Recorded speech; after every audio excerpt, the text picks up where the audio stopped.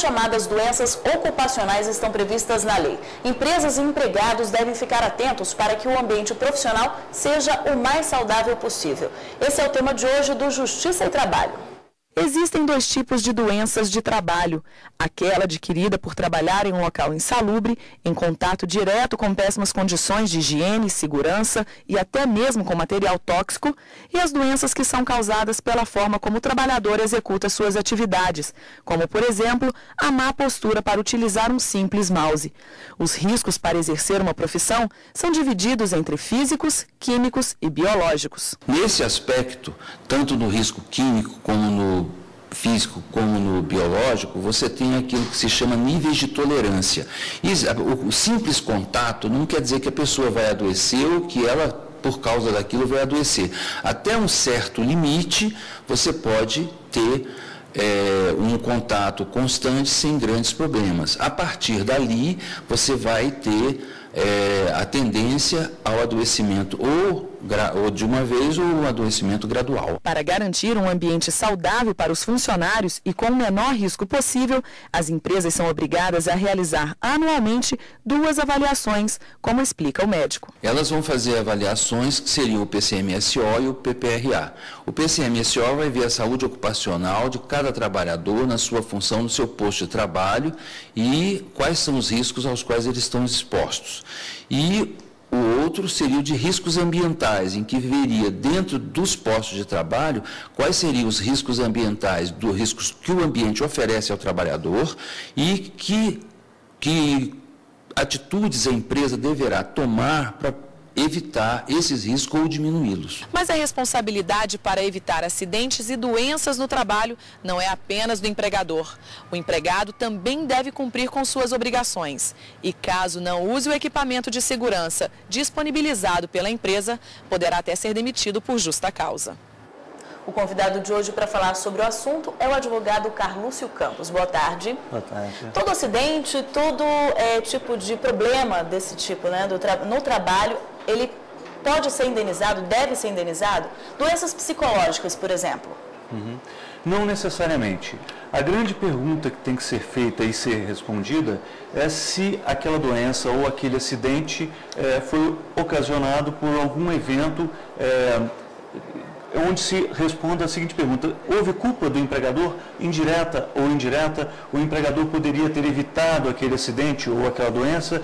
Se a resposta for sim, aí sim a Justiça certamente condenará o empregador ao pagamento de uma indenização.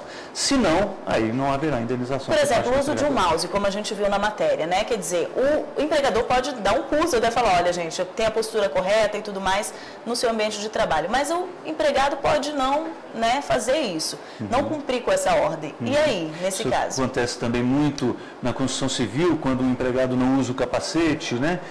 Nessas situações, o empregador, a jurisprudência tem encaminhado no sentido de que o empregador deve fiscalizar para que o empregado faça bom uso daqueles EPIs que lhe são fornecidos. Se o empregador não fiscaliza a atividade do empregado, aí nós vamos entrar numa figura que se chama concausa, ou seja, uma causa concomitante, a causa recíproca de ambos.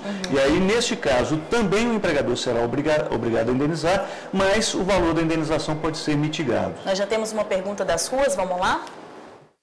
Meu nome é José Antunes, eu sou auxiliar de cozinha. Eu gostaria de saber, se a doença for confirmada, eu tenho direito à indenização? E como é esse processo de indenização? É aquilo que nós dissemos antes, nem sempre uma doença vai implicar numa obrigação do empregador de indenizar.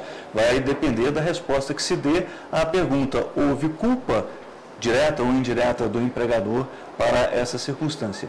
O grande detalhe aí também é que, às vezes, o empregador não registra o empregado, né? Ele deixa de fazer a contribuição previdenciária, de recolher a contribuição previdenciária. Aí, neste caso, mesmo não havendo culpa do empregador, ele pode ser responsabilizado no pagamento de indenização. Porque estava ilegal. Exatamente. Né? Nesse caso, quando a doença é psicológica, Por exemplo, a pessoa teve assédio moral, enfim, e ela diz que foi ali no trabalho, por conta desse trabalho, que ela contraiu essa doença. Nessa hipótese também vai se buscar a resposta a essa grande pergunta. Houve culpa do empregador? Às vezes quem provocou esse assédio não foi o empregador, foi um preposto dele. Neste caso, se o empregador tomou conhecimento daquele assédio e não tomou providências contra aquele preposto, ele pode responder também pela indenização que o empregado busca. Outra pergunta? Meu nome é Isabel, hoje eu sou aposentada. A empresa é obrigada a pagar o exame preventivo? Esse exame periódico, ele é obrigatório, né? A gente viu na matéria. Por que ele é obrigatório? Ele é obrigatório exatamente para que se previnam doenças como aquelas que não são decorrentes do trabalho ou até aquelas mesmas que são decorrentes do trabalho em função da atividade desenvolvida. É para se evitar que o empregado tenha aquela doença ou as complicações daquela doença. Quer dizer, isso é bom até para a empresa, né? Mas neste caso da pergunta, não me parece ser a hipótese, uma vez que aquela senhora já estava aposentada. E aí não há que se falar mais em exames periódicos. Aí, nesse caso, que tipo de benefícios, por exemplo, esse demitido, a pessoa que é demitida, tem nos direitos previdenciários? A pessoa que é demitida, muitos trabalhadores imaginam que o fato dele ter sido demitido o impede de receber benefícios previdenciários, como o auxílio-doença, até mesmo a aposentadoria de uma doença desencadeada ao longo do trabalho. Isso é equivocado porque, na verdade, ele continua segurado da Previdência nos 12 meses subsequentes ao rompimento da relação de emprego. Então, se ele foi dispensado, mas ele acha que ele tem uma doença e que ele tem direito a um auxílio-doença, ele pode buscar isso do INSS. Ok, uma outra pergunta? Meu nome é Lília, eu sou vendedora e eu queria saber se eu sofrer um acidente a caminho do trabalho, se a empresa pode se responsabilizar. A caminho do trabalho, ainda não está no trabalho, e aí? Voltamos àquela grande questão, né? Houve culpa do empregador? Sempre tem que fazer essa pergunta, Sempre tem que fazer essa pergunta. Às vezes não. Por exemplo, uma empresa de ônibus tem um motorista que é um relapso, que é um desidioso, que é um irresponsável. Neste caso, e acontece um acidente no trajeto residência-trabalho ou vice-versa. Neste caso, o empregador não é responsabilizado. Quem vai ser responsabilizado vai ser aquela prestadora do serviço, no caso, a dona da empresa de ônibus. Ok, muito obrigada pela sua participação. Nas ordens.